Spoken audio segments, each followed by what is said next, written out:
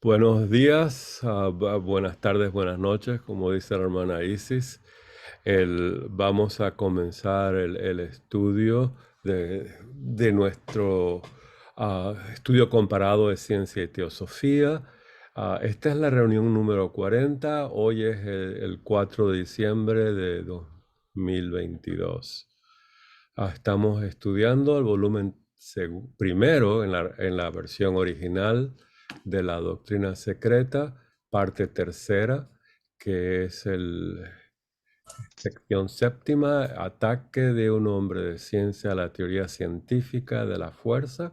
Estamos estudiando, como el nombre de nuestro grupo lo dice, comparando, contrastando la ciencia moderna con la teosofía que estamos estudiando como estudiantes de teosofía. Esta ciencia fue escrita en 1888 y la estamos adaptando, o mejor dicho, am, modernizando con lo que nosotros sabemos y compartimos en el chat de la ciencia moderna. Estamos haciendo, digo yo, un lindo trabajo sobre eso. Por favor, compartan siempre. ah, lo que veamos de la ciencia moderna en los temas que estamos estudiando. Para comenzar, vamos a tomar unos segundos en silencio. Carlos, por favor.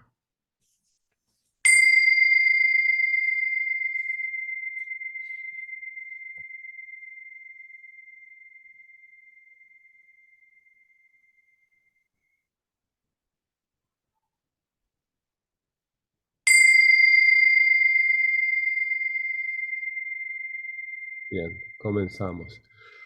Dense cuenta que en la editorial Kier, el volumen 2 que contiene ciencia y teosofía comparada, o contrastada, mejor dicho.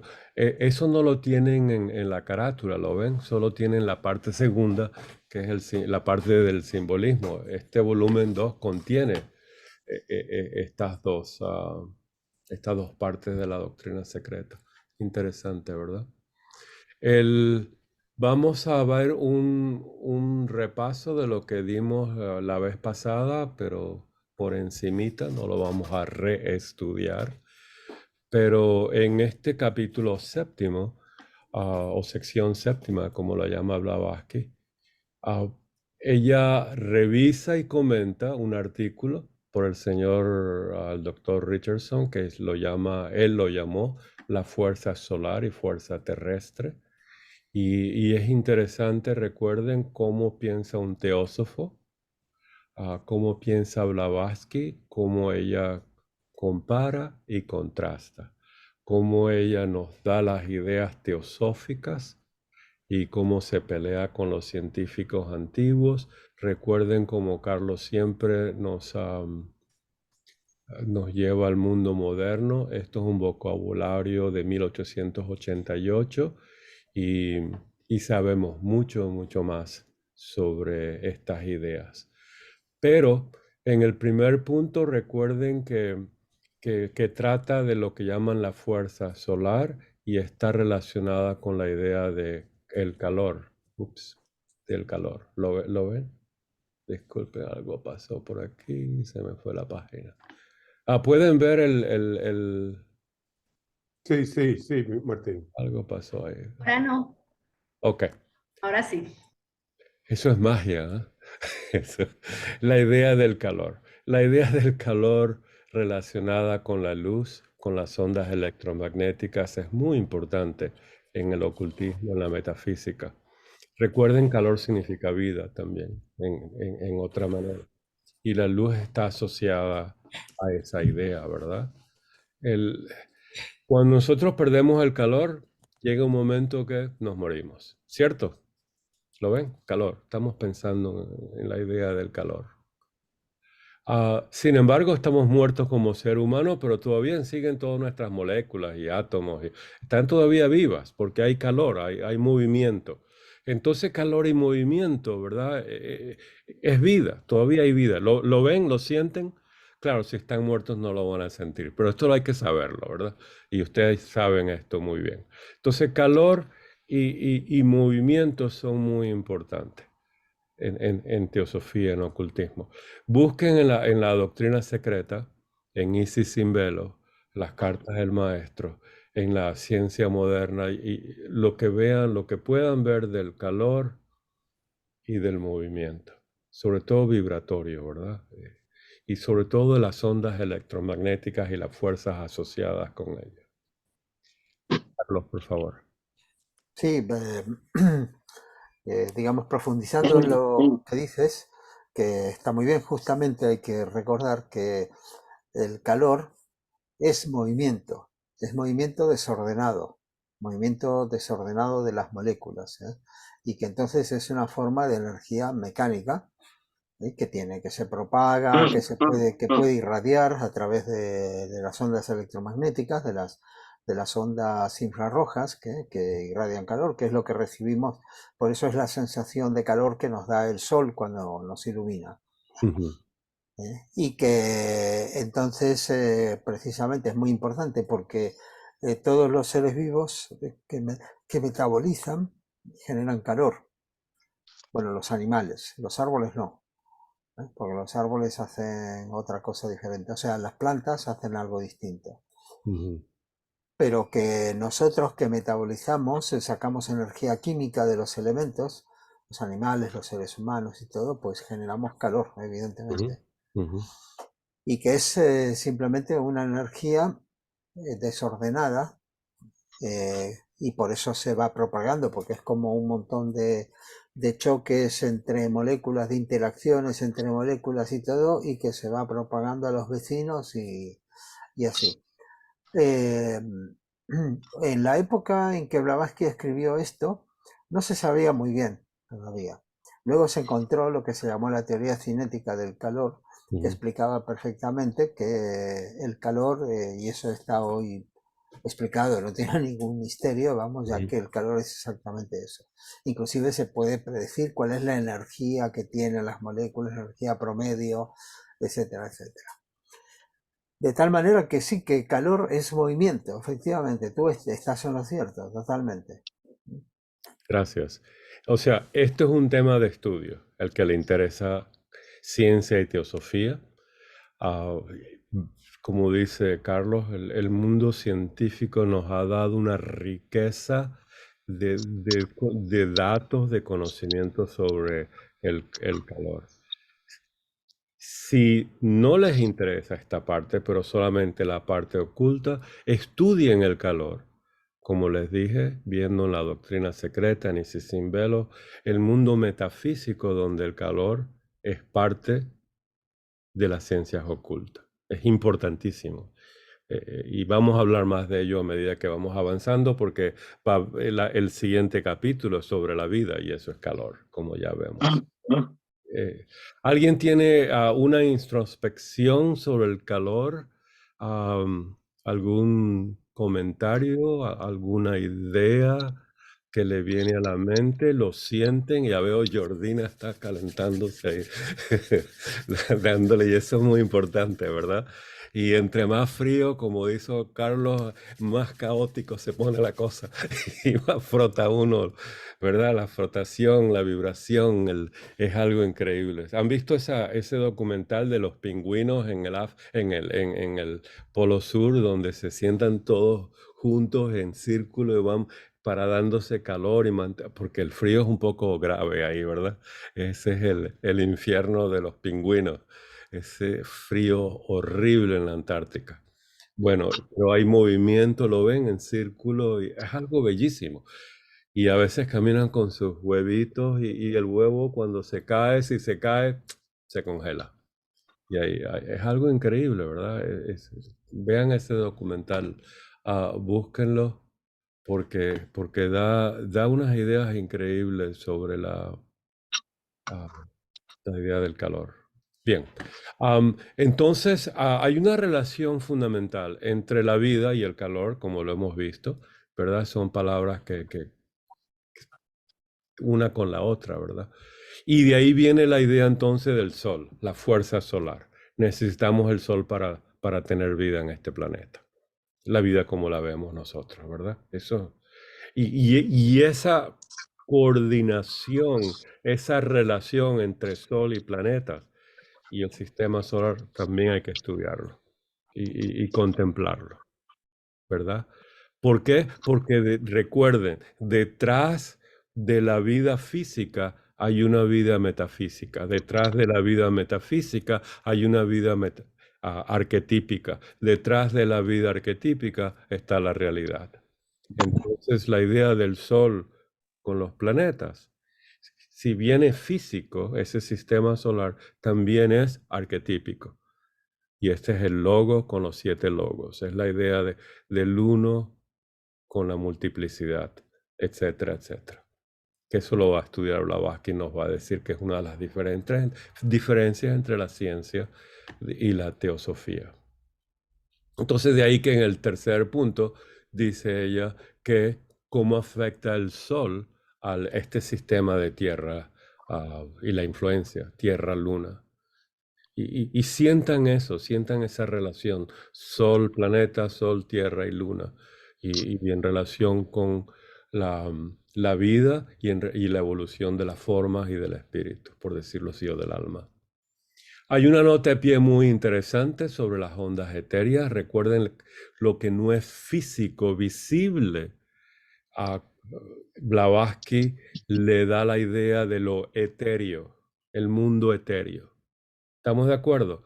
Blavatsky habla del mundo etéreo, metafísico, cuando no es visible. Nosotros tenemos el mundo visible limitado en el espectro, que lo vimos hace unos meses, ¿verdad? De ese espectro del ultravioleta al infrarrojo, ¿lo ven?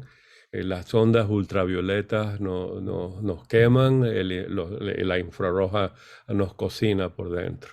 Eso es muy bonito lo que hace el Sol con nosotros. Tenemos que estar protegidos y de ahí que la Tierra tiene una capa, una atmósfera que nos protege de esos rayos intensos, ¿verdad? Y para que no nos cocinen y nos quemen. Cuidado con los rayos ultravioletas. Pero lo que le quiero decir que Blavatsky usa la palabra etérea para aquello que no sea visible. Y ese es el mundo etéreo que estamos estudiando. O sea, hay otra nota de pie en la página 526, donde ella expande las nociones de la materia grosera ponderable y sustancia como principio femenino pasivo, ¿verdad? Y hay una fuerza fojática, pránica, activa, que la pone a movimiento. ¿Por qué no vemos un momentito? Yo estaba pensando que esto es interesante, ponerla en movimiento. Déjeme bajar un poquito, ir a la doctrina. Vamos a ver este universo ¿la pueden ver? Yo creo que esto lo poníamos en cientos, 200. en 200, gracias. 200 creo que era. 200. Está mucho mejor, ¿verdad? ¿La leen? ¿La ven? Bastante. Bien, vamos a ver el universo o el sistema solar, como nos dice Blavatsky, en la estancia 1. Estamos en Pralaya. En Pralaya no hay el universo no está manifestado. ¿De acuerdo? La primera noción de Pralaya, el universo no se ha manifestado. Está en condición de reposo. Pralaya, condición de reposo. ¿Cómo está la materia? Condición de reposo, no hay ni que pensar, díganlo automáticamente, está en reposo. ¿Qué significa eso? ¿Cómo está expresado? Vamos a leer esto, pueden leerlo, lean esto tranquilamente, les voy a dar un par de segundos, bueno, un minuto, y sientan el universo en reposo antes de ese despertar, ¿verdad? Antes de que el Sol vitalice y le dé el plan divino a los planetas y a su sistema solar como logos, ¿verdad? Y dice lo siguiente: la eterna madre o la eterna pariente, envuelta en sus siempre invisibles vestiduras, había dormitado una vez más por 7 eternidades. ¿Lo ven? Estamos en el Pralaya. El tiempo no existía, pues yacía dormido en el seno infinito de la duración. ¿Lo ven? ¿Lo sienten? La mente universal no existía, porque no habían estos Dianchohan primordiales para contenerla. Este número 3 es muy difícil de visualizarlo, ¿verdad? Si no se entiende lo que es la mente universal ni la jerarquía de los ají para contenerla. Pero sin embargo, esta es otra idea clave del universo en Pralaya. Las 7 sendas de felicidad no existían, las grandes causas de la desdicha no existían, porque no había nadie que las produjese y fuera aprendido por ellas. Este 4 nos dice que ahora en Manvantara este es uno de los objetos de servicio como estudiante de la sociedad teosófica. El servicio es muy importante. Recuerden siempre que la vida produce dolores, sufrimientos, y nosotros tenemos que aminorar este dolor en la gente. ¿Por qué? Porque este dolor, este sufrimiento produce depresiones, suicidios, odios, una cantidad de barbaridades, ¿verdad? Y nosotros tenemos que mejorar el ser humano, ¿verdad? Pero sin embargo el universo, fíjense bien, esto no estaba ahí, las causas no existían para ello. Solo tinieblas llenaba el todo sin límites, pues padre, madre, hijo eran una vez más uno. Y el hijo no había aún despertado para la nueva rueda y su peregrinación en ella. Muy bella la idea del futuro, ¿verdad? Pero solo tinieblas. Esta palabra me gusta, yo la cambio siempre por la oscuridad, ¿verdad? La oscuridad llenaba el todo sin límites. Los 7 señores sublimes, las 7 verdades habían dejado de ser, y el universo, el hijo de la necesidad, muy importante, el hijo de la necesidad, estaba sumido en Paranishpana para ser exhalado por aquello que es, y sin embargo no es. Ninguna cosa existía. La necesidad es una diosa griega, romana, ¿verdad? Y Platón explica sobre ella en la República, libro 10, pero la verdadera explicación esotérica no está en Platón, sino está en Proclos, en su teología platónica, en el libro 6, capítulo 23. Ahí explica el mundo esotérico de las leyes esotéricas que esta diosa genera, ¿verdad? Como arquetipo. Las causas de la existencia habían sido destruidas. Lo visible que fue y lo invisible que es permanecían en eterno no ser, el único ser. Esto es una idea fabulosa, hay que estudiarla, hay que contemplarla, ¿verdad? La forma una de existencia sin límites, infinita, sin causa, se extendía sola, en sueños sin ensueños, y la vida palpitaba inconsciente en el espacio universal, en toda la extensión de aquella omnipresencia que percibe el ojo abierto del adepto. Pero ¿dónde estaba el ojo abierto del adepto? El adepto mismo, cuando el alaya, el anima mundi, el akasha, el alma del universo, estaba en Paramarta, en su beatitud, y la gran rueda, el universo, es sin padres, es autogenerada. Bien, esta es la idea del universo en Pralaya. A mí la que más me toca cuando hablo sobre el universo en Pralaya es solo la oscuridad llenaba el todo sin límites, y la forma una de existencia sin límites, infinita, sin causa, muy importante, se extendía sola, en sueño sin ensueño. Y en Pralaya, en reposo, en este que llamamos el universo en Pralaya, la vida palpitaba inconsciente en el espacio universal.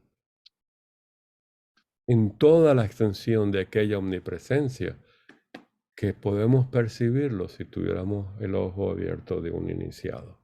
en un momento de contemplación podemos percibir esto, que es algo increíble, ¿eh? ¿Qué les parece? Este es el universo en Pralaya. ¿Cuál es la diferencia entre el universo en Pralaya y el universo manifestado? Nos dice Blavatsky que una condición del universo manifestado es que se recuerdan en unas páginas anteriores la dualidad informada del universo. La dualidad. De ahí que esto es muy difícil. Nosotros vemos todo dualmente. Sobre todo me gusta, no me gusta. Eso es trágico. Pero en esa dualidad vivimos y en esa dualidad tenemos que buscar cómo integrarla. De alguna manera, poquito a poquito. Ok, vamos a abrir esto para ustedes. Por favor, sentimientos, visiones, entendimientos, comprensión de qué es el universo en sus propias palabras, en el estado de Pralaya. ¿Alguien quiere decir algo de esto?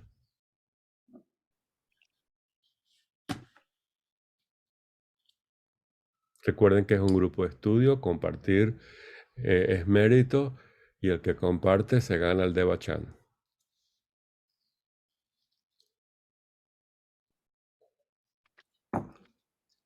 Dime, Concepción primero y después Sergio. Sí, Martín, tengo una pregunta. Ajá. En Pralaya no hay calor ni luz, ¿verdad? Por eso se dice que está en tinieblas. ¿O cómo? O en oscuridad, ¿verdad? Pero sin Ajá. embargo, sí, es muy buena, gracias, fabulosa. Y recuerda que hay movimiento, ¿verdad? Porque Sí. aquí nos dice, y la vida palpitaba inconsciente. Si palpitación es un aspecto del movimiento, es cierto, ¿verdad? Entonces tiene que haber una luz. Pero esa es una luz oscura, ¿verdad? Porque no hay nadie que la vea, no hay ojos que la vean. Así lo explica Blavatsky, ¿verdad? Entonces, la vida no se crea, ¿verdad? No. Estamos de acuerdo. La vida, Sí. nadie dice, hágase la vida, hágase la vida. Eso no hay en teosofía. No hay nada que hágasela. Lo que es se manifiesta en su estado de absorción. Todo está en un estado unitario, holístico. ¿Lo ves?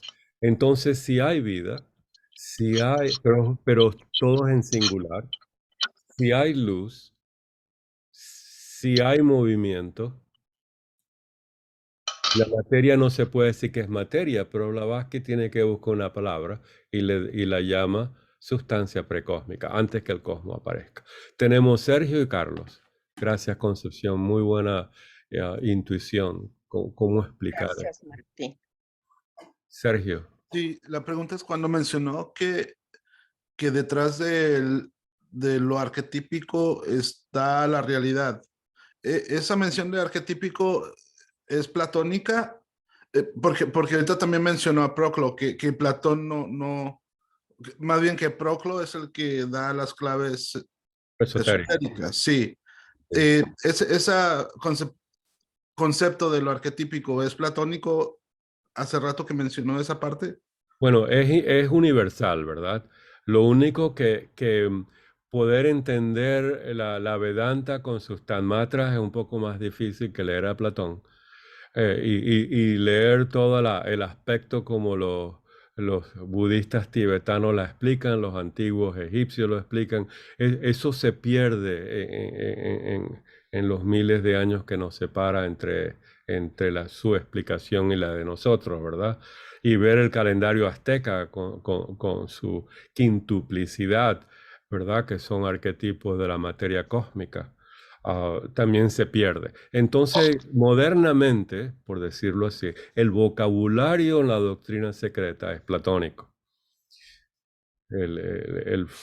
Los Dian Chohan, contemplando las ideas, ¿verdad? El Fojad aparece, establece el puente entre las ideas y el universo, se establece el universo, eso es en el Timeo, ¿verdad? Y en vez del Dian Chohan tienen el gran arquitecto del universo, el de Miurgos, ¿verdad?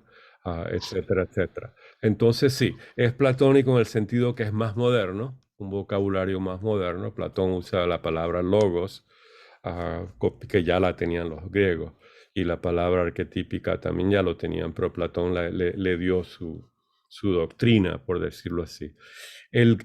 Lo que hizo Proclos es tomó a Platón y lo puso teológicamente, y así escribió su libro, ¿verdad? Un libro impresionante, un volumen fabuloso de la teología platónica, ¿verdad? Y por favor, estudienlo después de estudiar a Platón. Y entonces él explica, y algunas partes están perdidas de todos los escritos de Proclo, pero en una parte él explica lo que está en el libro 10 de la República de Platón, donde habla de la vida después de la muerte y de las visiones y de la función, descripción y función de la necesidad con las tres parcas, y cómo ellas afectan la evolución del universo o la dirigen, que son los lipikas, ¿verdad? Para nosotros. Ah, y la evolución, por supuesto, como analogía en el ser humano. Eso lo explica Platón con su, digo, Proclos, con su orden de las jerarquías. Una belleza, por favor, estudienlo. No sé si te contesté, pero sí. Sí, me aclaró Es, bastante, muchas gracias. es universal la idea, porque si no es universal, no es cierto, en mi opinión, ¿verdad? Ah, y lo único que no tenemos el vocabulario para entender bien el libro egipcio de los muertos, el libro tibetano de los muertos, la Vedanta, ¿verdad? Eso ya es más difícil para nosotros. Tenemos a Carlos y después Concepción. No sé si Concepción quiere volver a hablar, pero Carlos, te toca, por favor. Vale, no. Simplemente señalar que esto es bellísimo, es fantástico, porque, a ver, estamos tratando de describir algo que es indescriptible, pero Blavatsky o las estancias del Siam, mejor dicho, aquí utilizan un lenguaje poético sublime, hermoso, porque nos tienen que transmitir esa fragancia, ese aroma de lo que nos están queriendo decir. Y yo, bueno, hay muchas cosas, pero una que, por ejemplo, me llama la atención es cuando dice eh, que la vida, dice, palpitaba inconsciente en el espacio universal. Es decir, el pralaya no es aniquilación, el pralaya no es un estado latente, pero no es aniquilación. Y dice palpitaba inconsciente. Cuando dice palpitaba, fijaos que dice el palpitar es como una pulsación. Y al principio ella dice el eterno pariente había dormitado una vez más durante 7 eternidades, que después ella aclara que son como eones. Es decir, que el tiempo, cuando dice el tiempo no existía de la manera lineal o no jugaba, digamos, de la manera que lo conocemos, pero ella habla de duración. Pero de alguna manera eso tiene que haber una especie de reloj, por decirlo mal, digamos, y de manera muy fea, pero tiene que haber una especie de reloj porque evidentemente algo pasa para que el universo se vuelva a la vida, y ese algo pasa, es como tú dices, la necesidad.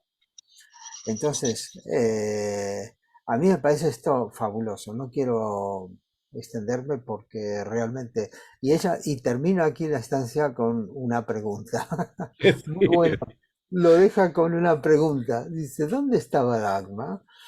Cuando la Laya del universo estaba en Paramarta, ¿dónde estaba el Agma?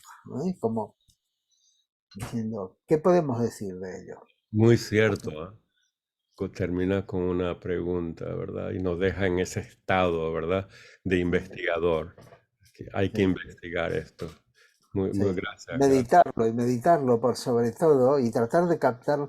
Y fíjate que hay una gran analogía entre también entre lo que es nuestro estado de sueño Y hay diferencias, obviamente, muchas diferencias, porque nosotros conservamos el cuerpo y simplemente nos despertamos, ¿no?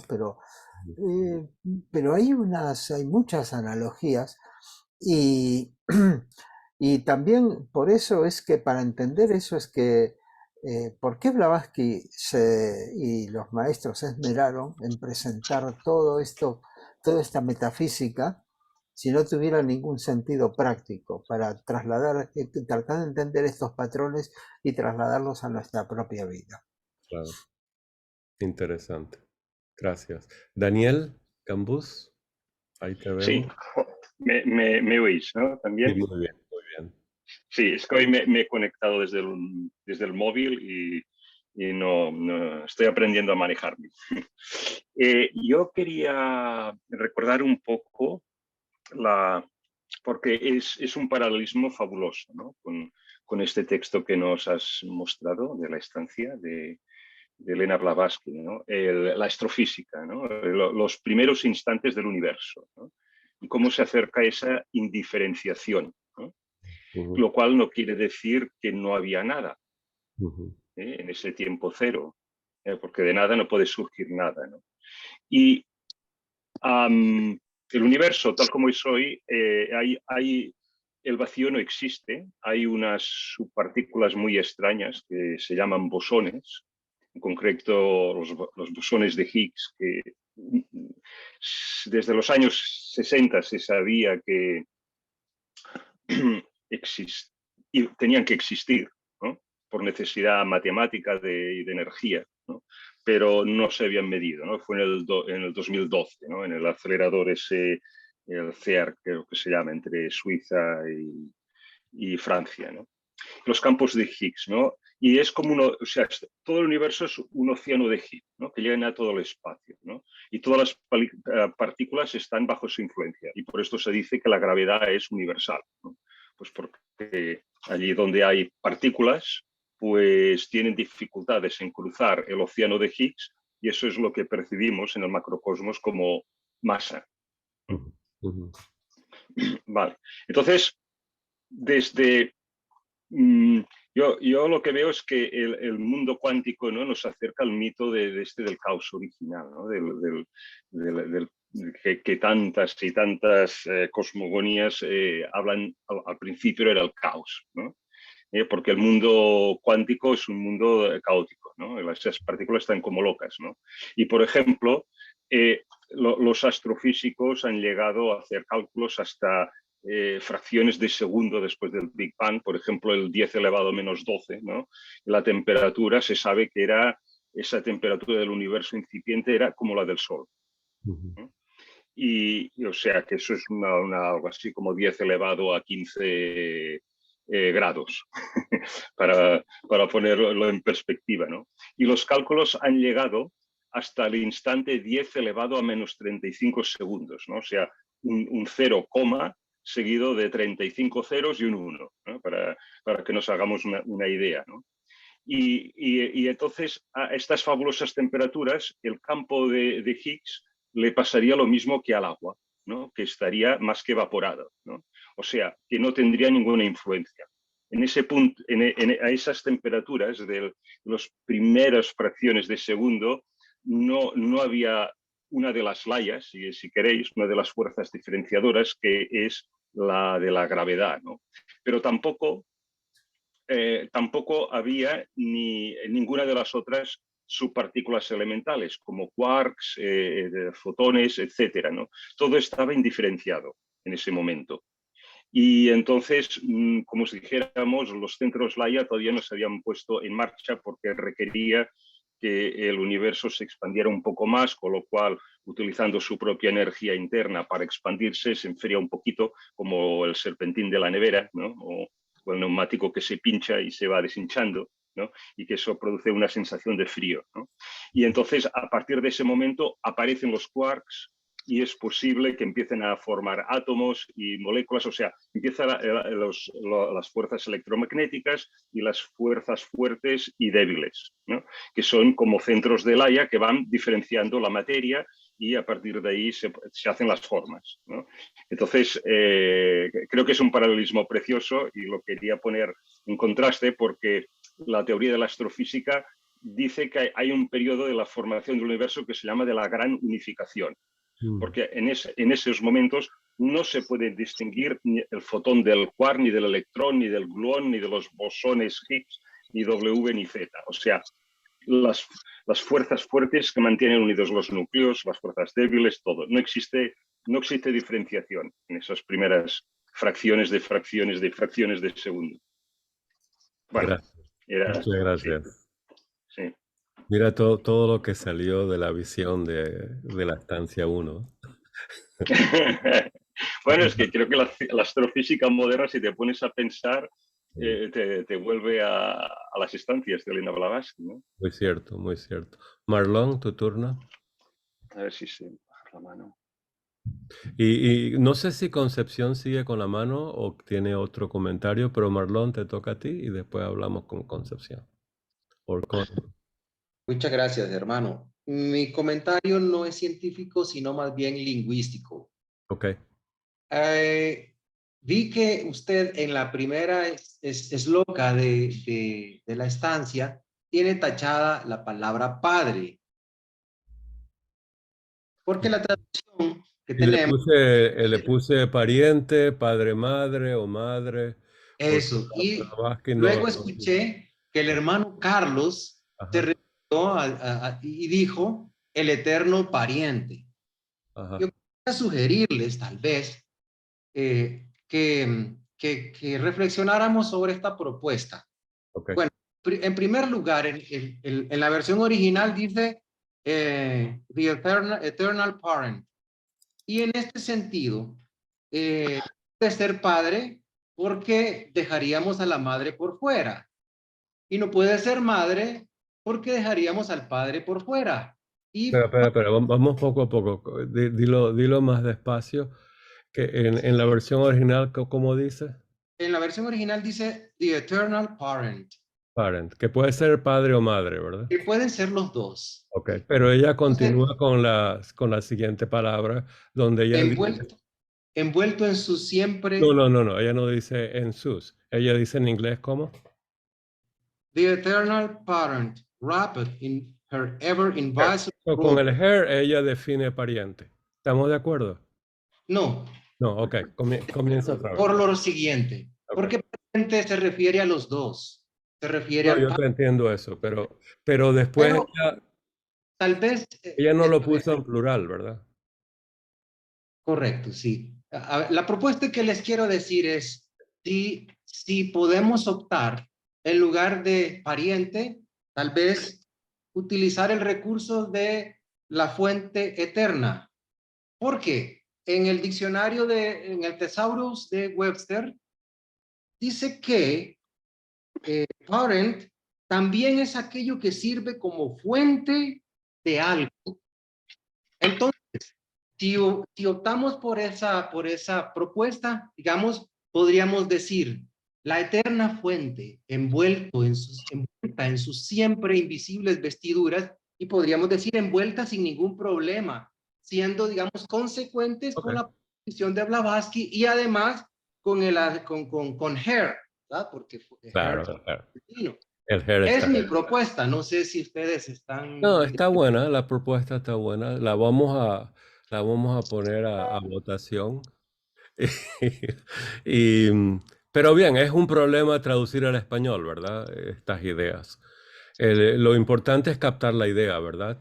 Y en la idea tenemos entonces la visión. Pero gracias, Marlon. Carolina, ¿tú tienes la mano? Solo Martín, que por favor le deje entrada a Ángela y a Jimena, que están en sala de espera. Oh, estaba tan emocionado con con lo que dijo Marlon. Martín, ya entré, pero no sé si estará Milce y María. Y yo por fin entré, que no me estaban dejando entrar. Sí, a mí tampoco, tuve que mandar mensaje, pero está bien, ya. Bueno, Ay, gracias. Gracias. Gracias, alegro, Martín. Me alegro que... No, es que la credit card no salía bien. Martín, estábamos en Crotona, en el seminario. Saludo a Fernando. Bueno, ya terminó para la próxima. Ok, gracias. Aquí tengo a Milce. Gracias. Ok, Bueno, bien, gracias. la discusión de la primera sloka es interminable. Cada quien tiene sus ideas cómo traducirla.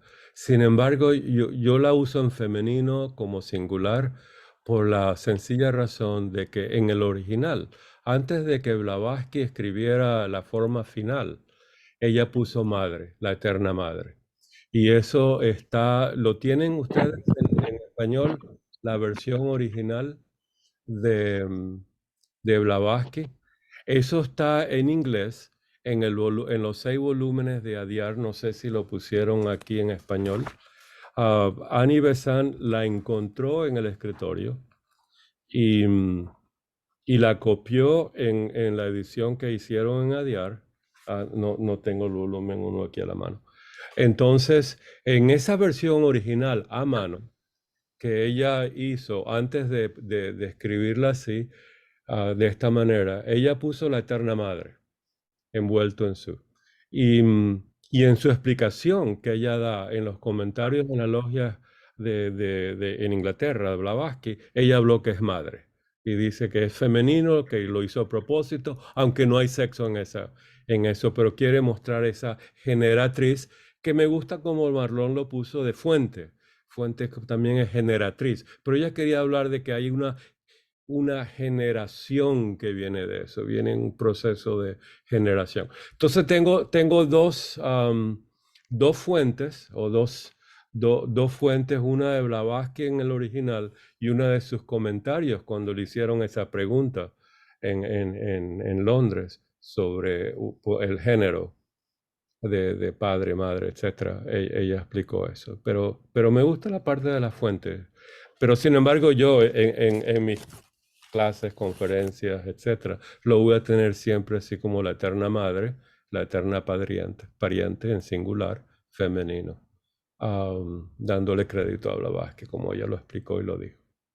Por otro lado, hermano, en la traducción dice el padre envuelto y en el original dice the eternal parent y dice her. Entonces, sería más congruente utilizar madre. Sí, y esa es la versión original de ella, madre, sí. En todo caso, es un error de traducción que está ahí plasmado en la versión en que...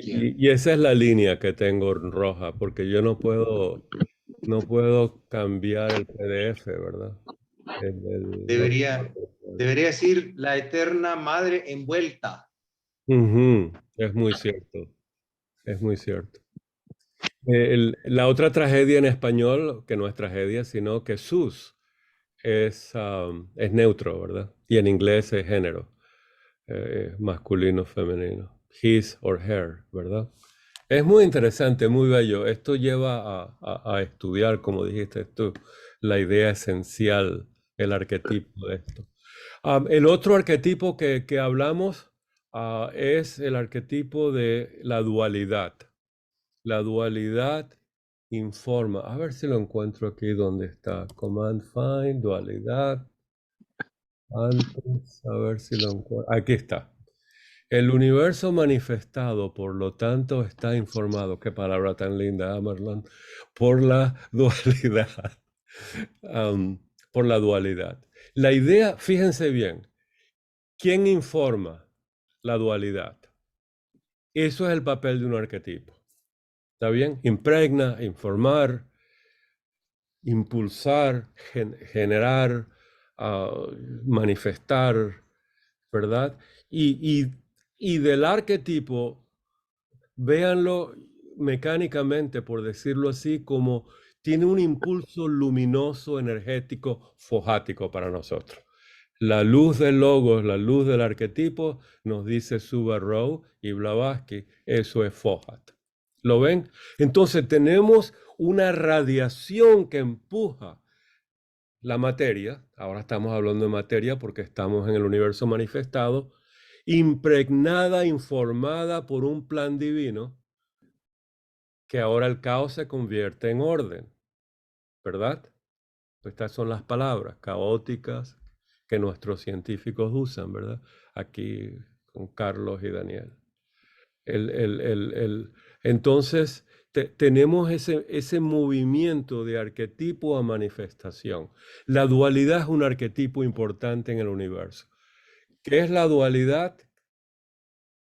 ¿Cuál es el arquetipo de la dualidad? Está simbolizado por el número 2, ¿cierto? Dos. ¿Sí?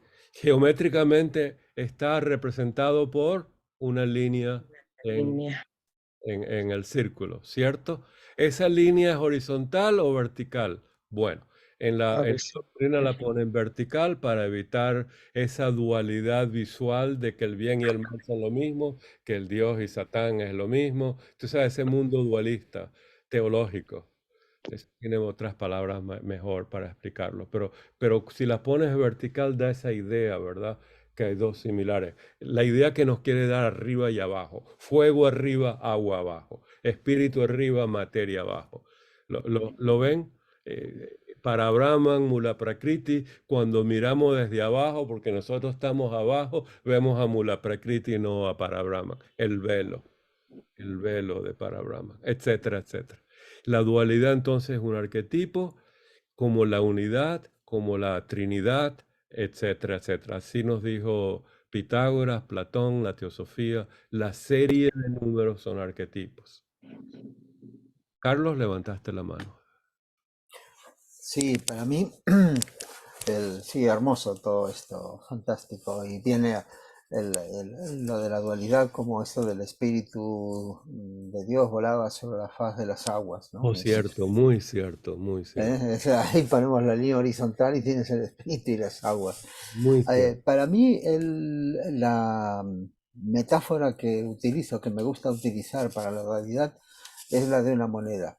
Las dos caras de una moneda. Y no puede haber una moneda de una sola cara. Muy cierto. No puede haber espíritu sin materia ni materia sin espíritu. Muy cierto. Y entonces, y las dos están estrechamente conectadas, y es lo que un poco lo que dice la bellísima frase cuando define a Foja en el párrafo siguiente, ¿no? Como el puente que existe entre el pensamiento divino para imprimirse en la sustancia cósmica. Claro. Gracias, gracias. Fíjense esta palabra idea, que es el arquetipo. Ideas preexistentes, ¿verdad? Que se manifiestan cuando el universo entra en su proceso de manifestación. Muy bello, muy bello. Entonces, ¿qué ocurre? Este estudio se transforma en iluminado. Nos da estos arquetipos, estas palabras representan, por decirlo mejor, ideas arquetípicas, ideas luminosas, están iluminadas por la luz de Logos, Fohat, y nuestra alma las recibe. Entonces, el estudio teosófico lleva a la autotransformación, a la autoiluminación. Ahora, no creamos que leyendo esto nos vamos a iluminar, pero sí hay que ir poco a poco. ¿Lo ven? Es un trabajo. ¿Por qué? Pues tenemos obstáculos. Eso está en la ciencia del yoga, los kleshas, ¿verdad? Esas cosas feísimas que las llaman kleshas por allá.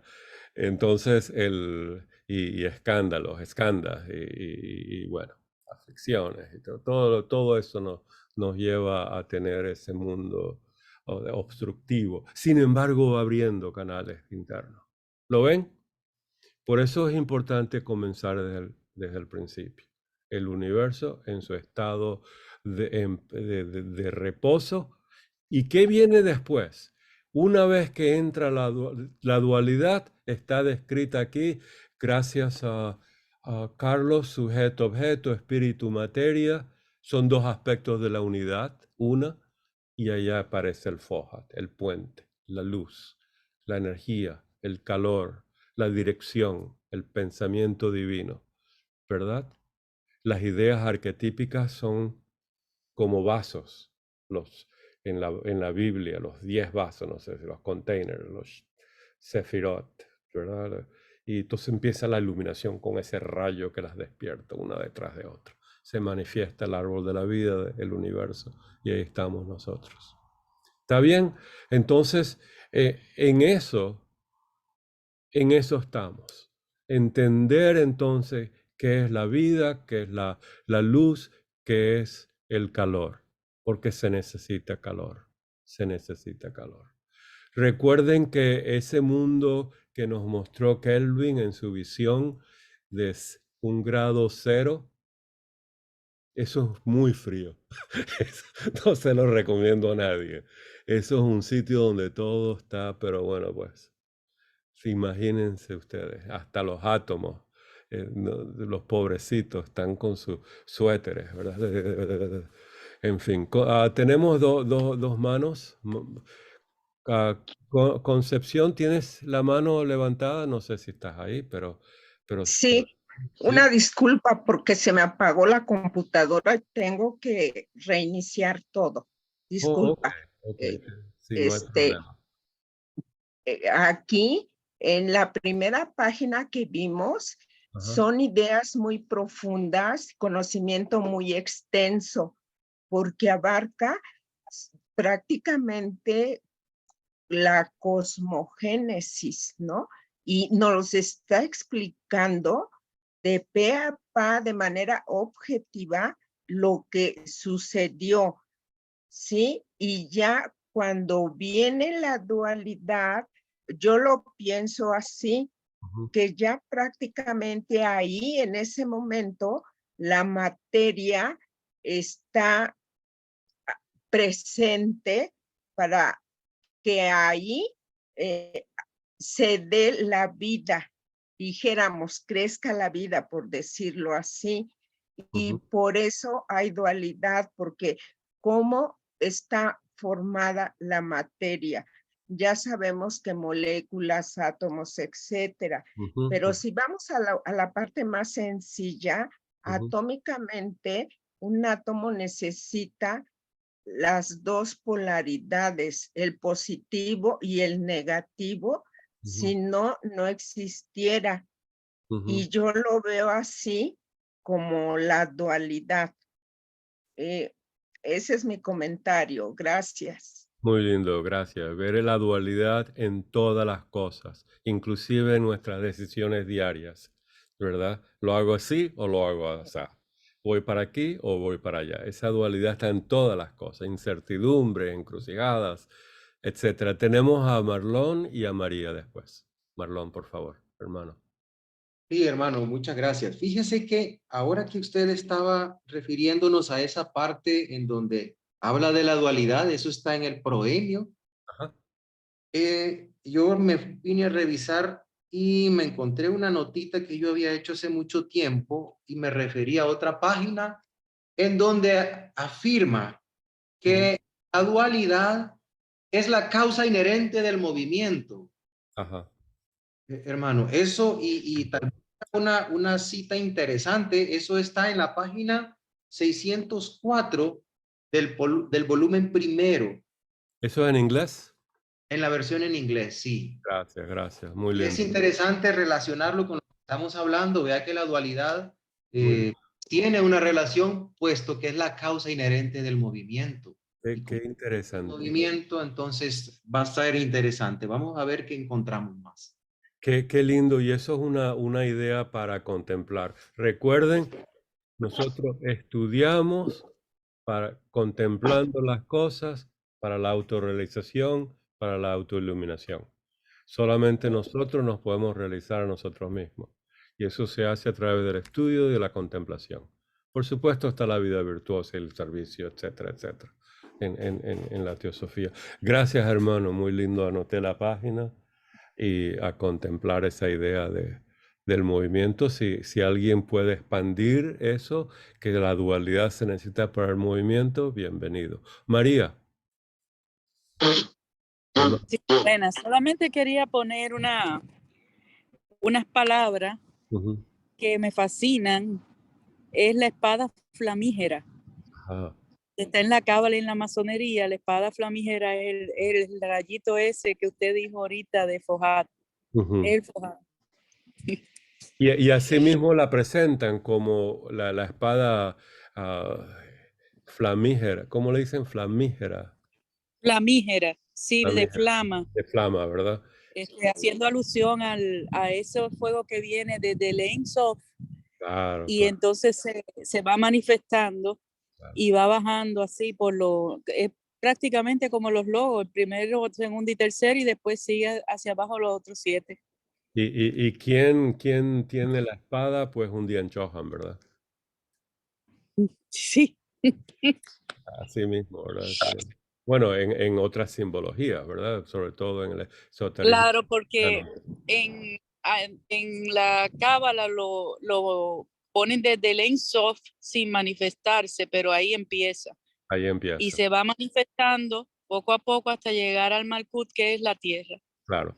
Y O esta dimensión. el ángel que con la espada que está ahí en la entrada al cielo, esa es una espada flamígera. ¿Ustedes se acuerdan? También, También, sí, también. qué lindo. Pero ese es un simbolismo ya manifestado. Claro, claro, por supuesto. Ya entramos en la manifestación. Muchas gracias, hermano. Muy lindo, muy lindo. Marlon, ¿nuevamente con la mano o no era la mano o es la mano? Sí, sí, nuevamente con la mano, hermano, Gracias, gracias. para llamar la atención en este asunto de la espada flamígera. Sí, eh, Hay que manejarlo con cuidado porque la espada flamígera también es una forma de simbolizar el principio cámico, ujú, ujú. como Ok, le dice Blavatsky en la doctrina secreta en el volumen 2. gracias. ¿Qué página? Ya le voy a decir. No, eso lo puedo buscar yo. Gracias, gracias. No, por supuesto que tenemos niveles en niveles en niveles y tenemos analogías también. Pero muchas gracias. Continuamos. Entonces tenemos otra nota donde ella expande las nociones de la materia grosera, ponderable, sustancia, recuerden, como principio femenino pasivo, la fuerza fojática, como prana, ¿verdad? Masculino activo. Por favor, estudien quizás usa esto. Sí, estudien esas notas, estudien esta idea, pero recuerden, estudien contemplativamente y no pasen la idea hasta que no haya un poquito más de luz interna. En otras palabras, que comprendan mejor las ideas. Uno estudia para comprender y en esa comprensión hay iluminación y transformación. Entonces, fíjense que ella nos concluye con un axioma. El todo es una unidad homogénea sola. Las partes son todas diferenciaciones. Y ahí, esto también es muy platónico, que veo que hay gente que resuena con Platón. Platón nos dice en Parménides y en la carta séptima, no se les olvide estudiar la carta séptima, la sección sobre él se explica a sí mismo, cómo yo trabajo. Y él dice, yo reúno las partes, nombres, funciones, descripciones, y de eso hago un todo, y la contemplación del todo nos da la idea del uno, y de eso no escribo. Fíjense qué lindo. Yo en mis escritos nunca van a encontrar nada sobre lo uno, la fuerza uno, el elemento uno, la idea uno, nunca van a encontrar. Yo lo que hago es les voy a describir las partes, vamos a hacer un todo razonando dialécticamente y después el misterio. Qué lindo, ¿verdad? Ahora, ese misterio lo descifró Plotino y Proclos un poquito más, ¿verdad? 1000 años después, 800 años después, una cantidad de años después. Emil, se veo con tu mano ahí, por favorcito. Buenas tardes. En realidad, esta parte concluye la nota al pie diciendo el todo es la unidad homogénea, sola, las partes son todas diferenciaciones. Eso me hace pensar cuando quiero separar algo, cuando digo, no, esto no está bien, o esto no me gusta, porque ahí estoy yo haciendo la separación, que no existe en el mundo la separación. Y entonces como que empiezo a ver lo bueno en lo malo, o sea, integrar y no restar, me parece. Gracias. Está bien. Es uno de los procesos, ¿verdad? Como dijo la hermana de la alquimia, solve et coagula. Disolve y coagula son dos procesos. Disolver para buscar aquello que no está bien, que no está como el gato, ¿verdad? Que nos está dando obstáculos en la cámara y, y coagular, reintegrar algo mejor, como el pájaro Fénix, ¿verdad? Entonces son procesos, ¿verdad? Y estás mirando dentro de ti el proceso que estás usando y gracias por compartir. Son procesos muy importantes dentro de uno. Recuerden por qué estudiamos teosofía. Nos dan ideas luminosas, las contemplamos, nos iluminamos. Daniel, por favor. Ahora. Vale. Hola. No, sí, otra vez un paralelismo precioso, ¿no? Para mí, ¿no? Respecto al todo. El mundo cuántico, visto desde fuera del universo, desde la distancia, si tuviera sentido que nos pusiéramos fuera del universo, es uniforme y ordenado. Es todo, ¿no? Es uniforme y ordenado, no hay diferencia. Aunque las galaxias y constelaciones aparezcan como formando grumos desordenadamente una vez lo observas con los ojos del telescopio en el observatorio desde dentro del universo, ¿no? Sin embargo, visto desde dentro de la materia, ¿no? El mundo de las partículas elementales vibra y se mueve frenéticamente, ¿no? Con lo que ya pierde la uniformidad, ¿no? O sea, que en definitiva el mundo cuántico nos acerca al mito del caos original, ¿no? Entonces, cuanto más distancia tomamos con las cosas, más uniforme y ordenada y mejor entendemos el todo, ¿no? Cuando más nos mezclamos con los detalles y con lo pequeño del universo, más caótico es y diferenciado. Sí, sí. Bueno, interesante. Sí. Es como ver el bosque, ¿cómo dice el dicho? El bosque y los árboles. Que los árboles no te dejan ver el bosque. Sí. Claro. Sí. Así es. Ese es otro. Algo así, ¿verdad? Sí. Veo la idea que tiene, una linda visión. Sí. Entonces, continúa revisando el artículo y nos comenta de que este señor dice que hay dos elementos en el universo. Uno es la materia ponderable y el segundo elemento es el éter. Fíjense cómo ella usa la palabra éter, que todo lo penetra. Y ahora dice, en nuestro planeta, el fuego solar. Vean eso.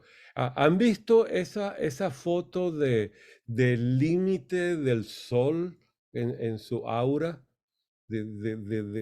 ¿Cómo lo llaman ellos? A ver, alguien ayúdeme. Hay una foto por ahí en el internet de la NASA o de alguien que pone el sol con toda su influencia que se extiende más allá de nuestros planetas y es una aura bellísima. Eso es lo que está hablando de ella. La heliosfera, esto es la heliosfera, lo que se llama la heliosfera. ¿Y sabes cuánto se extiende? Más o menos se Lo extiende. que pasa es que, a ver, ahí había cuando se hizo esto, había una confusión entre la energía desprendida por el Sol y la proyección que el Sol hace de su propia materia. La energía del Sol va hasta el infinito, porque igual que nosotros vemos las luces de galaxias y estrellas lejanas, esa luz es energía. Claro. Correcto, entonces no tiene límites. Ahora, el Sol proyecta materia suya, que nos viene plasma, fundamentalmente, es decir, materia, partículas cargadas, etcétera, que son las que cuando llegan a la Tierra son desviadas por el campo magnético terrestre hacia los polos, no polo norte y polo sur, por efecto magnético, y entonces aparecen como las auroras, aurora boreal, aurora polar, el nombre que tenga. Ahora bien, esa materia del Sol también produce las famosas tormentas solares, que desprenden chorros de plasma que van dirigidos a la Tierra y a los planetas que se pongan delante, ¿no? a los que corresponda. Entonces, eso es realmente otra cosa. Lo que pasa es que aquí, cuando dice el segundo elemento es el éter, que todo lo penetra, el fuego solar, yo me acuerdo más de lo que veíamos con David Tong acerca de la teoría de los campos cuánticos, ¿verdad? Claro. Que entonces, si el éter dice que todo lo penetra es un campo, o son los campos, todavía no se ha encontrado el campo unificado, pero las teorías más modernas nos hablan del campo para cada clase de partículas, ¿recordáis? El campo del electrón, el campo de cada quark, el campo de los neutrinos, el campo, etc. Entonces, dice, tenemos claro campo y partícula, que es la singularidad, la dualidad, ¿no? De espíritu-materia, nuevamente se hace presente. Y ahí sí creo que se ve perfectamente. Recordad que David Young nos decía que para los físicos, para la teoría de campos, las partículas son como ondulaciones, o perturbaciones o ondulaciones en el ripples, decía él, ¿no? En el campo. Es decir, son singularidades y que por lo tanto eso es el fuego solar al que se está refiriendo aquí en este párrafo para mí, ¿no? Como el éter, todo. Eso es como yo lo veo. Gracias. Vamos a estudiar el éter un poquito más adelante. Pero sí es la idea. Termina ella este párrafo porque no estamos viendo todas las ideas que vimos, ¿verdad? La materia ponderable puede estar inerte, pero jamás muerta. Una ley oculta, nos dice ella. Una vez que el universo se manifiesta y la dualidad lo informa, la materia ahora está llena de vida. ¿Por qué? Porque la luz de Fojat la está vitalizando, está en movimiento y todo está vivo. Todo. Electrones, protones, partículas subatómicas, todo, átomos, moléculas, cristales, elementos, planetas, todo. Ahora está, eso es vida. Para nosotros, el teósofo, eso es vida. Está en movimiento, es vida. Ahora hay que agregar la idea de la dualidad. Está en movimiento, dual, es vida. Eso tengo que trabajarlo, Marlon. Pero eso es importante. ¿Lo ven? No está muerto. Sin embargo, nosotros decimos, se murió fulano. Perdió el calor, perdió la vida en ese nivel. Los niveles moleculares siguen trabajando, los atómicos siguen trabajando, va a haber una disolución poco a poco, cada uno a su fuente. También eso es teosofía, ¿verdad? Y eso hay que verlo. Al final de esto, ella nos habla de que ella, cómo usa, y fíjense bien, la dualidad en las fuerzas, atracción y repulsión. Esto está un poco desusado por la ciencia porque la idea de las fuerzas tenemos 4 en la ciencia moderna. Sin embargo, en la época de Blavatsky, atracción, repulsión, como en un imán, ¿verdad? De las dos caras hay atracción o hay repulsión, dependiendo positivo o negativo. Y noten cómo ella usa a través de estos comentarios las palabras fuerzas de atracción y repulsión, Fojat, éter, luz astral, akasha, fuerza solar, calor y calórico, en las palabras agentes, muy importante, ya lo vamos a ver, materia y espíritu. Busquen estas palabras claves en el artículo, vean cómo teosóficamente Blavatsky las usa. Recuerden también, estudiamos en la carta 13 de las cartas de los maestros, la pregunta y respuesta número 3, porque en él nos habla los 7 principios, el maestro, y su fuente, de dónde proviene. Algo así como Marlon nos dijo, la fuente, ¿verdad? De proveniencia de cada principio. Eso está muy bien explicado aquí, lo trabajamos hace un tiempo y quiero entonces ahora buscar y poner ideas a las palabras que estamos trabajando, volver a repasar la idea de akasha, éter y luz astral. Fíjense que el Blavatsky, esto está de glosario teosófico, GT, ¿verdad? glosario teosófico. Cuando habla del éter, ella comienza, me parece que no tengo el libro a la mano, dice, los estudiantes, esos somos nosotros, no hay duda, son muy propensos a confundir el éter con el akasha y con la luz astral. ¿Lo ven? Entonces vamos a ver algunas ideas básicas y lo que les estoy tratando de ayudarse a los que no saben cómo estudiar teosofía a la Platón, es buscar las partes como un rompecabezas, hacer un todo y meditar en el todo. ¿Está bien? Es buscar estas partes. Las partes se buscan con citas y con intuiciones, con visiones. Cuando usen su intuición y visión para describir una parte, así lo digan. En mi opinión, yo lo vi de tal manera. En el libro, Isis Simbelo, Blavatsky lo dice de tal manera, ¿verdad? Spinoza habló de esto de tal manera. Siempre digan de dónde viene. Y si es de ustedes, perfecto. Levitter lo dijo así, de Purucker lo dijo así.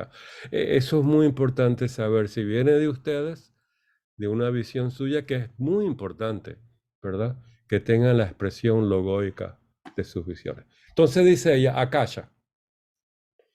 La sutil, supersensible esencia espiritual. Miren, esto es una palabra compuesta. Esto es una idea completa o semicompleta.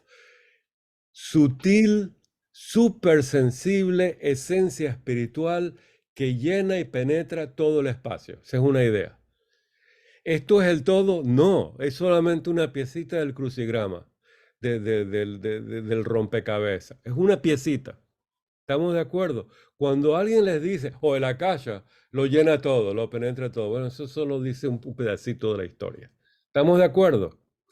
Por eso nos encanta dar pedacitos para que todos podamos completar el todo, ¿verdad? Esto es muy importante teosóficamente. Y en los grupos de estudio cada uno sabe un pedacito de la historia. Y entre todos podemos buscar el todo y tener una meditación. Seguimos.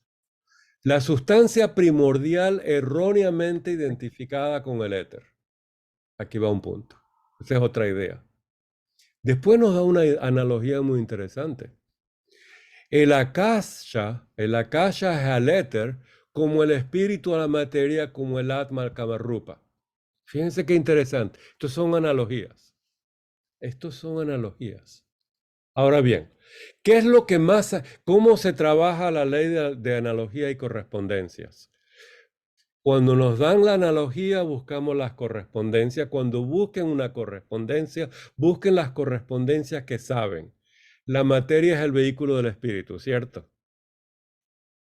Eso nos da una idea de qué es el éter al akasha, qué es el kamarupa al atma. ¿Lo ven? Busquen correspondencia de lo que saben y llévenlo a lo que no saben o para amplificar lo que están estudiando. Lo más famoso que a mí me encanta es en la estancia de Xi'an cuando dice que para comprender la idea del Dianchohan y Fohat es como un jinete a su corcel. ¿Se acuerdan? ¿Se acuerdan? La idea del jinete al corcel es como el Dianchohan a Fohat. Fíjense qué belleza. No, si partimos de que no sabemos cuál es la relación y la función de Fohat y del Dianchohan y sus relaciones, ella nos dice, ok, trabajen con la analogía del jinete a un corcel. Y van a entender un poquito más la idea de un Dianchohan, la ideación cósmica, ¿verdad? Con Fohat. Algo bellísimo. Entonces, fíjense bien, trabajen esta analogía y fíjense lo que nos agrega Atma a Kamarupa. ¡Wow! Nosotros habíamos estudiado que el vehículo de Atma es Buddhi. Qué interesantísimo está todo esto. Este es otro pedacito de esa encrucijada, de ese rompecabezas, de ese mundo teosófico oculto. Cada cita es un pedazo del rompecabezas, no su totalidad. En el espacio universal en que está inmanente la ideación eterna, ya hablamos lo que son las ideas, ¿verdad? Son eternas. Lo único que se manifiestan a través de Fohat, de la contemplación de los Dianchohans. la ideación eterna del universo en sus siempre cambiantes aspectos sobre los planos de la materia y objetividad y del cual procede el logos o pensamiento expresado. Esto es Akasha, es el espacio. ¡Wow! ¿Dónde está qué? La ideación eterna del universo. ¿Y cómo está ella cambiante? Etcétera, etcétera. ¿No les parece digno de meditación agregar lo que ya entendimos? Siguiente, en los Puranas. Akasha solo tiene un atributo, el sonido. Esto de los Puranas, no digan teosofías, Akasha solamente es el sonido. No, no, no. Esos son los Puranas, así lo presentan. Pero no es una piecita más.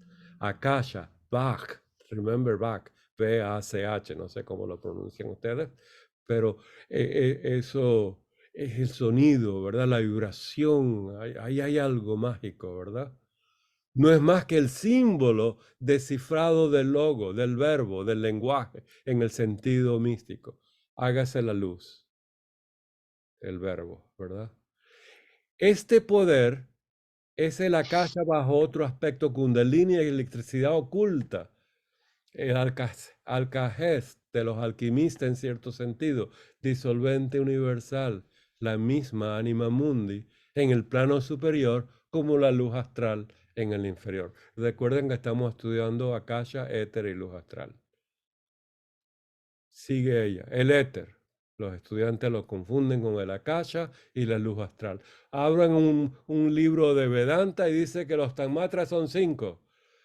Akasha, Apa, Agni, y cuando traducen Akasha, éter. Muchas veces. Muchas veces. Entonces, el éter es el agente material. Esto está en el glosario. Fíjense la palabra agente, cómo ella usa la palabra agente. ¿Se recuerdan que en el artículo ella la maneja agente? El éter es el agente material. El Akasha es el agente espiritual idéntico a Anima Mundi, solo al alma universal, ¿verdad? Esto ya es platónico, hermético, etcétera, etcétera.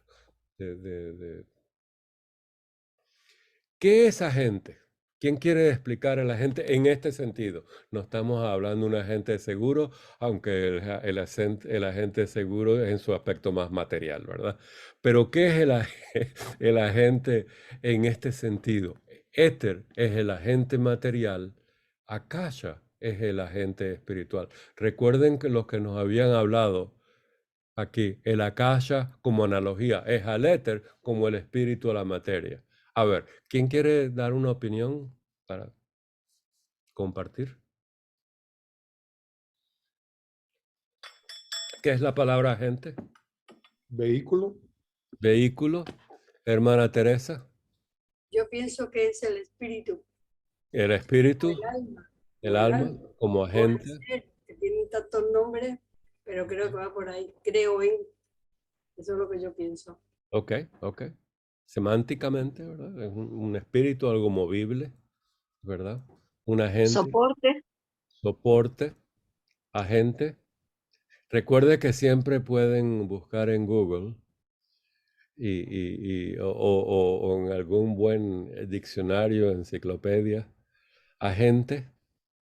Hay que saber lo que es agente para entender lo que es éter y lo que es Akasha. ¿Estamos de acuerdo? Es una de las partecitas que nos está diciendo. Entonces, vamos a verlo. El agente. Definir agente.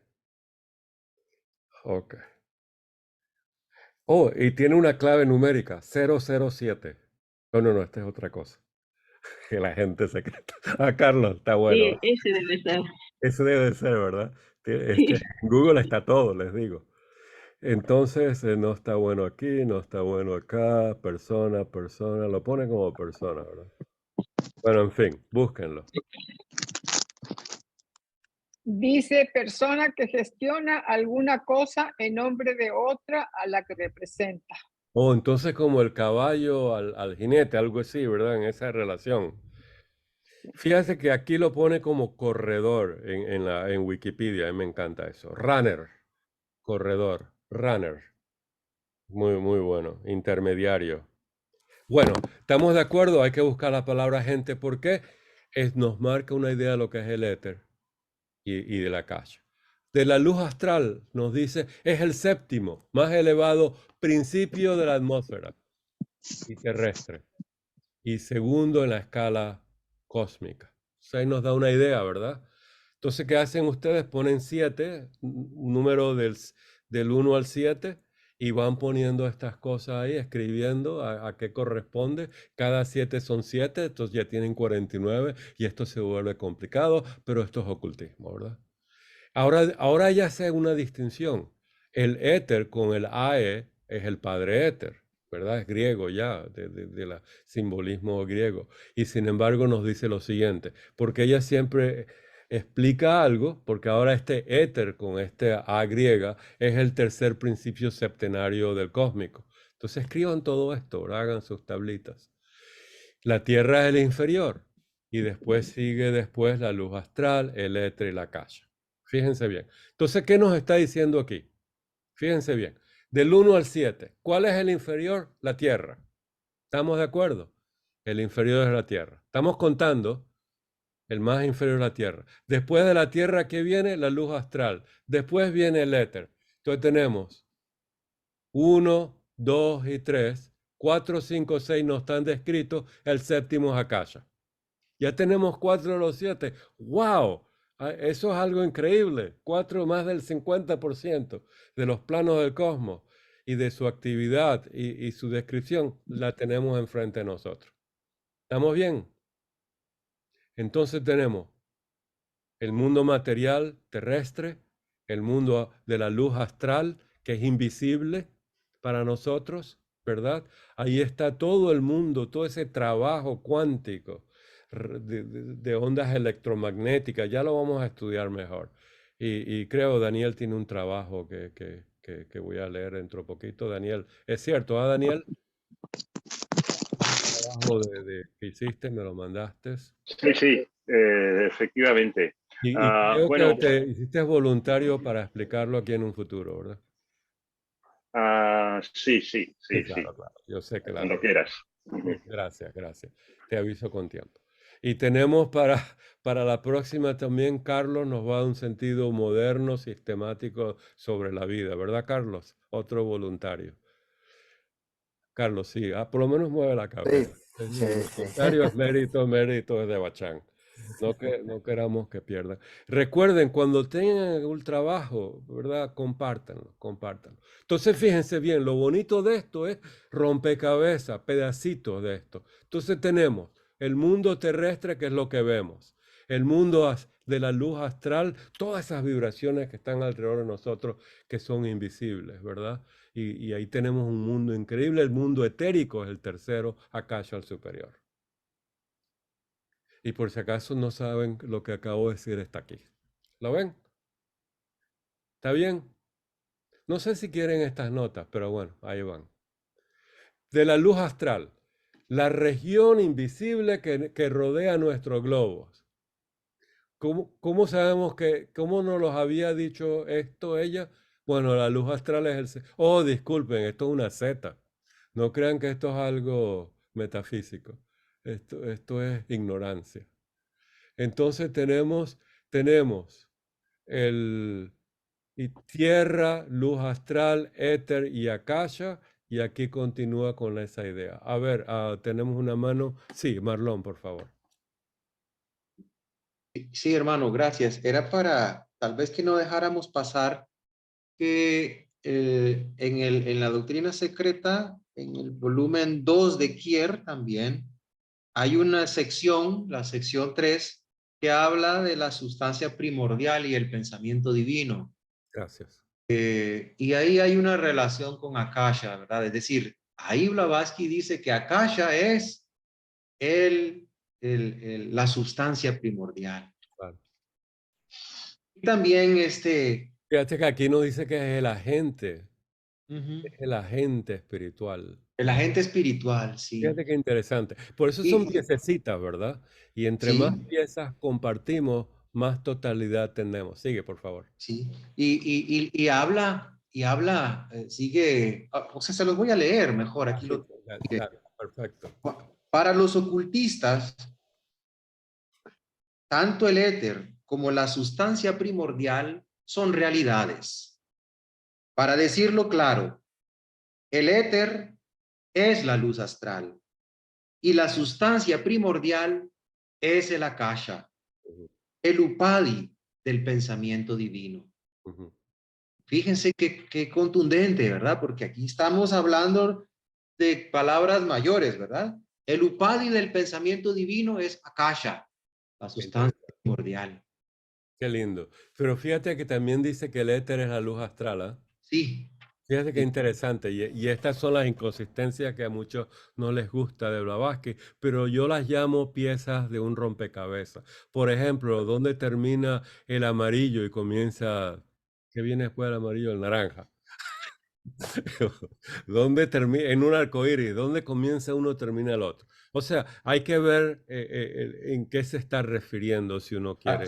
Es que hay que estudiarlo con cuidado, hermano, porque en realidad no está siendo Blavatsky inconsistente al decir que el éter es la luz astral, ¿verdad?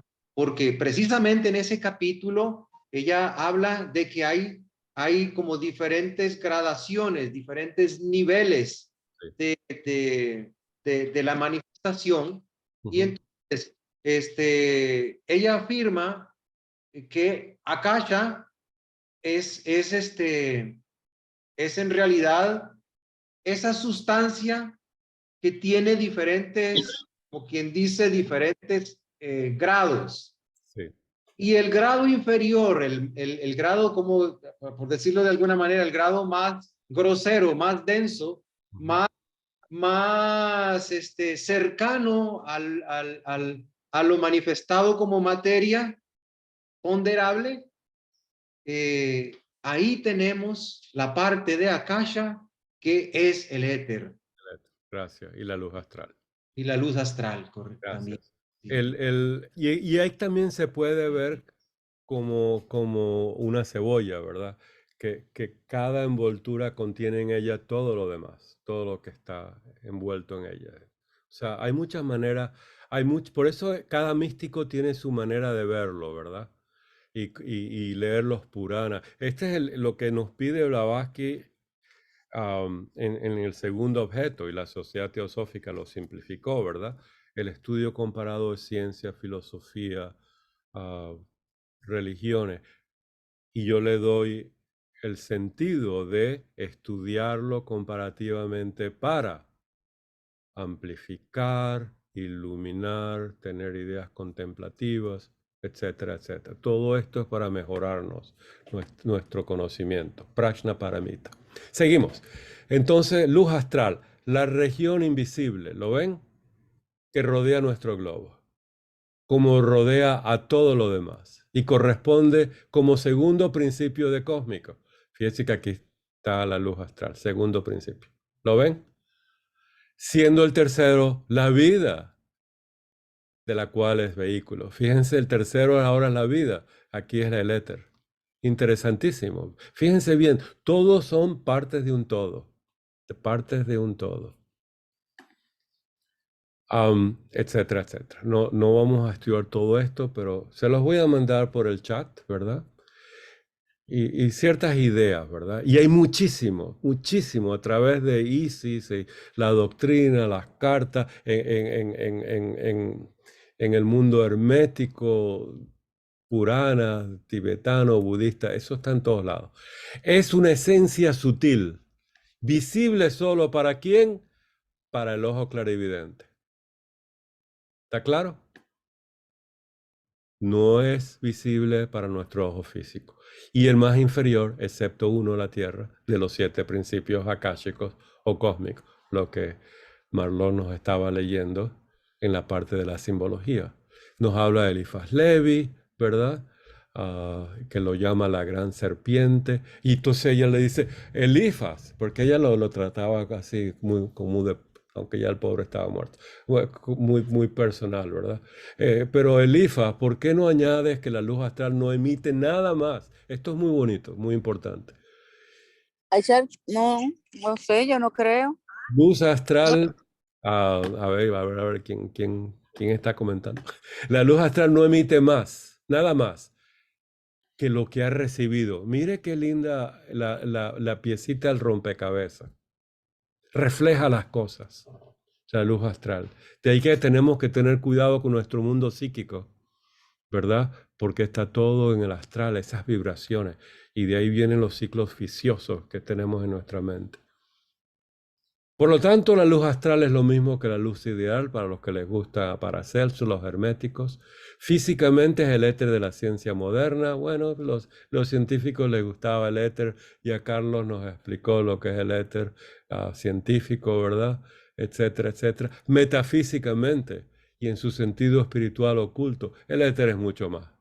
No digo mucho aquí, pero digo, es mucho más. Hay que contemplarlo. En física oculta y en alquimia, ¿verdad? Está bien demostrado que encierra dentro de sus olas sin playa, una playa sin olas. Me gusta esta mejor traducción que la que leí en el glosario. Promesa y potencia de cada cualidad de vida, que dijo Tyndall, pero sino también la realización de la potencia de cada cualidad del espíritu. Mire cómo compara, contrasta y mejora, ¿verdad? Las ideas. Y la raíz de las palabras, etcétera, etcétera. Son ideas para el estudio. Habla también del éter con el H, con la palabra griega. Es importante porque recuerden que de esto hay que estudiarlo detenidamente con lápiz y papel y por supuesto tenemos que meditar sobre esto. Bueno, vamos a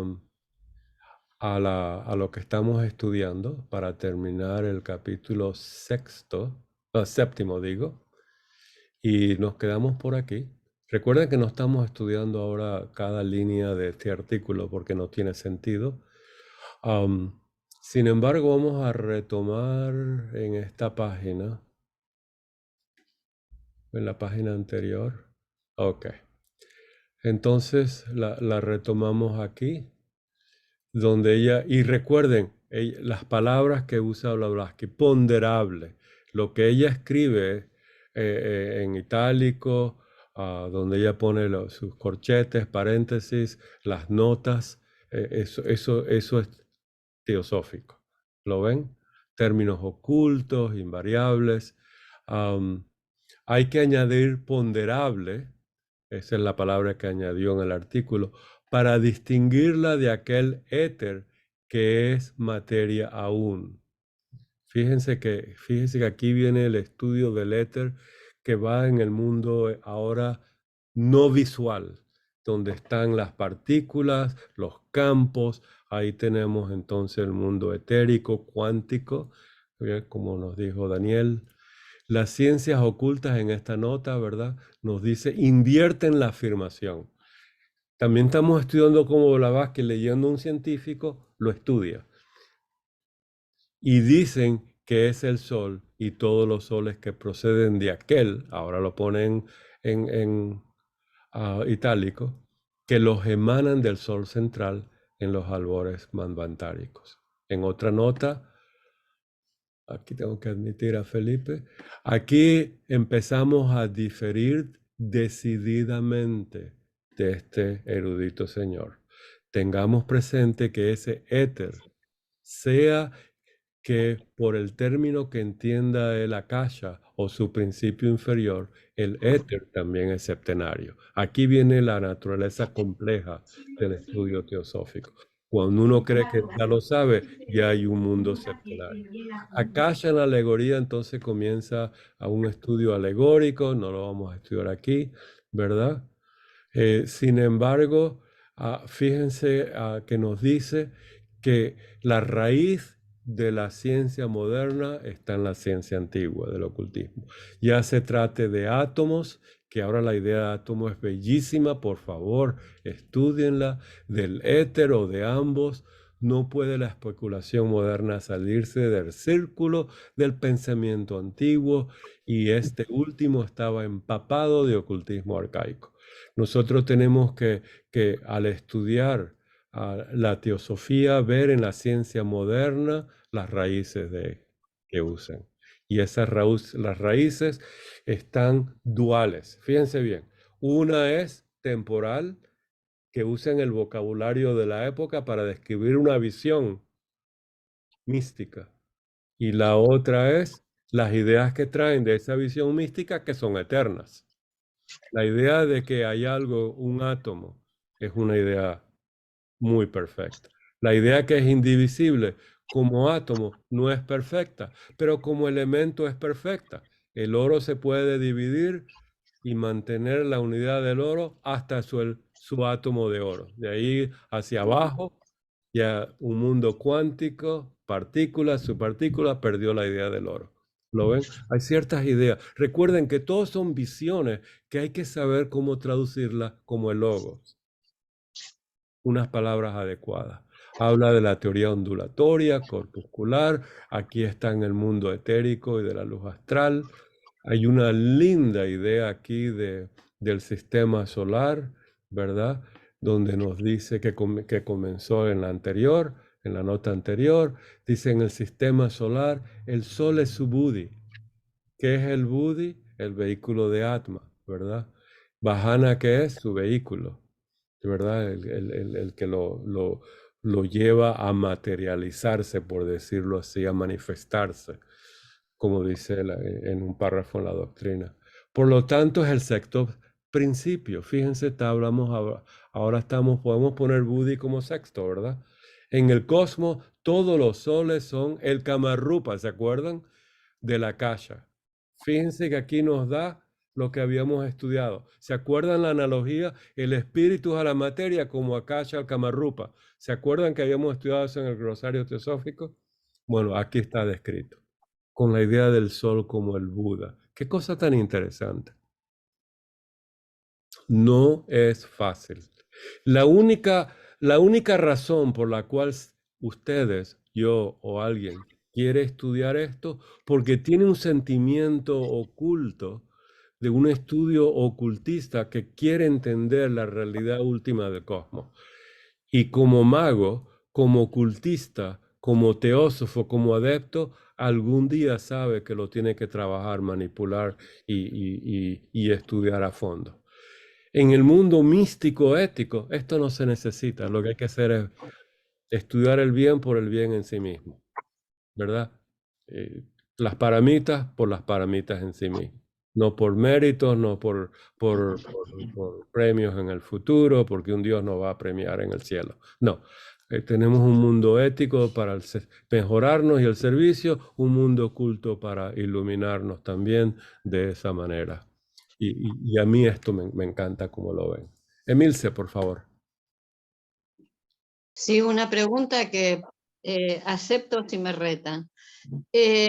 Por ejemplo, cuando usted dijo que iba no es la palabra desarmar, sino que iba hasta la partícula más chica del oro. Es que es el átomo del oro. Del átomo del oro. ¿Hasta ahí es la esencia? Porque ya cuando las rompe más, no tiene más la esencia del oro. La tiene esencia del oro. Ah, eso. Como entidad elemental del reino mineral, por decirlo así mejor dicho, es hasta el átomo del oro. Por ejemplo, Emilce, imagínate tú que estás viendo a Martín. Martín es una entidad humana, ¿verdad? Llegamos a una célula de Martín. ¿Es la célula Martín? No, es parte de Martín, ¿verdad? El átomo que está compuesto de protones y neutrones y de todo, y electrones, esos son partes del esqueleto del átomo, del oro, ¿verdad? Sí, Porque el átomo no lo vemos en su totalidad, ¿verdad? Podemos hablar de su parte física. Lo mismo de Martín. Cuando Martín se muere, por supuesto, ¿verdad? Ves que las células de Martín se vuelven ahora moleculares, atómicas, etcétera, etcétera. Entonces, la esencia de Martín no está ahí. Quizás están algunos rastros psíquicos de esa memoria psíquica vibratoria que sigue en esa luz astral que envuelve los átomos, las moléculas y las células de Martín, ¿verdad? Por un tiempo, ¿verdad? Como shell, como cascarón, etcétera, en ese mundo que los egipcios los protegían en los vasos canópicos y les ponen sus dioses y sus diosas para proteger. Ahí está todo el mundo psíquico, ¿verdad? Y Blavatsky nos habla de ello en sus instrucciones del grupo interno, ¿verdad? Del liver, ¿cómo se dice? Del hígado, del estómago. Ahí está todo ese mundo psíquico de nosotros y los egipcios lo protegían. El corazón lo dejaban en la momia, el cerebro no les importaba, lo vaciaban y así. Ahí hay algo oculto, mágico, ¿verdad? Aquí estamos trabajando con esas ideas. ¿Lo ves entonces? Sí, gracias, Como gracias, oro, gracias. como entidad que llamamos oro, y todos los elementos de la tabla periódica son entidades vivas, ¿verdad? A su nivel, con sus leyes propias, con sus sistemas propios, ¿verdad? De Prakriti, etcétera. Y eso está algo descrito en ese artículo, la mónada mineral. Que por favor estudienlo. Si quieren algún día lo podemos estudiar o vemos algunas ideas corticos. Son 3, 4 páginas. ¿Está bien? ¿Alguna idea sobre esto? Y entonces entramos en un mundo cuántico de partículas y subpartículas, donde cada una de ellas, hasta el infinito, por decirlo así, interminablemente, son entidades elementales. Recuerden lo que nos dice la doctrina secreta. Los reinos son interminables, ¿verdad? El número de manvántaras y pralayas, interminables. En esa idea, ¿verdad? De interminables. ¿Cuántos reinos hay más abajo del mineral? Interminables. ¿Cuántos reinos hay más arriba del humano? Interminables. Incalculable. Ella usa una palabra así, ¿verdad? O casi interminable ella usa, etcétera, etcétera. Está interesante, ¿verdad? Entonces aquí aquí ella habla de la cronosfera y hay una nota, eso nos habló un poquito Carlos. Estudien el sol, ¿verdad? Es nuestro logos, por decirlo así. Las vestiduras externas del sol, la visión metafísica que tenemos del sol. Vamos a ver esta llave aquí, a ver qué nos dice. Entonces aquí nos manda estos 2 artículos, ¿verdad? Que por favor estudienlos, compárenlos, contrástenlos con la ciencia moderna. Hay muchas cosas aquí que están ya, cuando ella ataca la ciencia, ya no tiene sentido, ¿verdad? Y ella habla en un momento dado de que algún día se le debería dar un premio al que haga un instrumento que pueda ver el mundo etéreo. Y ella lo llama heteroscópico. El heteroscópico. Eso está bien lindo, ahí lo tengo. Y que ahora lo tenemos, ¿verdad? Un poquito los espectógrafos, los microscopios electrónicos. Ya estamos entrando en ese mundo, ¿verdad? Invisible, que ella dice, den los premios, y sí damos premios Nobel y etcétera, etcétera, etcétera. Lo que nos dice aquí en la página segunda es, no se les olvide a nosotros mantener siempre, cuando estudiemos ciencia, la integridad septenaria de la naturaleza. Qué lindo, ¿verdad?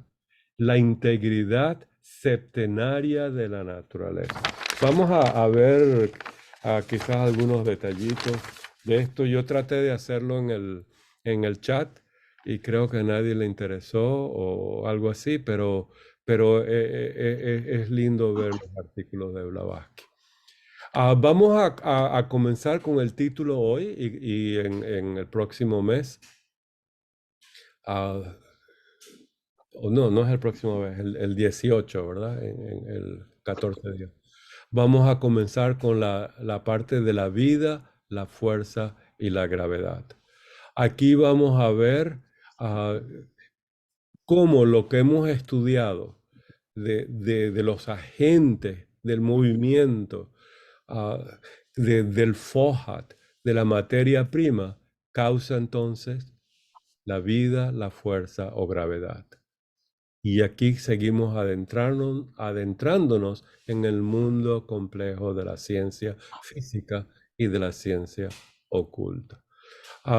Es algo muy bello, una palabra muy importante es causa, impulso, son palabras extraordinarias. Recuerden agentes, otra palabra muy importante, etcétera, etcétera, que la vamos a estudiar. Sobre todo, ¿qué es ese misterio de la vida? Hemos visto bastante sobre la fuerza y la idea de la gravedad, la vamos a repasar.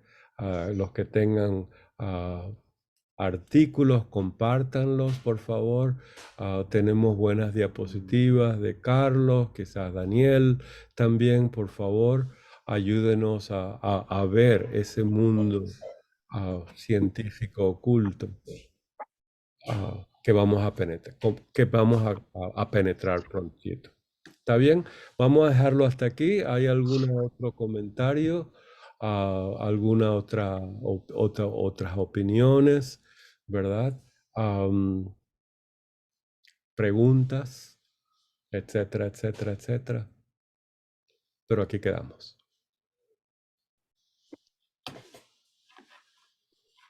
¿Nada? Bueno, entonces vamos a terminar. A ver, stop video. Y nos vemos el próximo, el 18 me parece. Sí. Que la pasen bien. Lo que hice fue quitar mi video. Ahora, ¿dónde está? Stop recording.